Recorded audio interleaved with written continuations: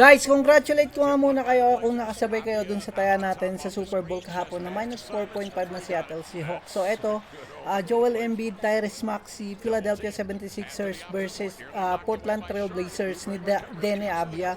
Minus 3 nga itong Philadelphia 76ers dito. But bago tayo magsimula, ulitin ko lang, this is not a financial advice but this content is made for entertainment purpose only. So, I'm gonna wait and check what will happen to the injury report here. I think Deni Avdija is questionable, same as Joel Embiid. If Joel Embiid is not gonna play, then I'm gonna go Portland Trail Blazer.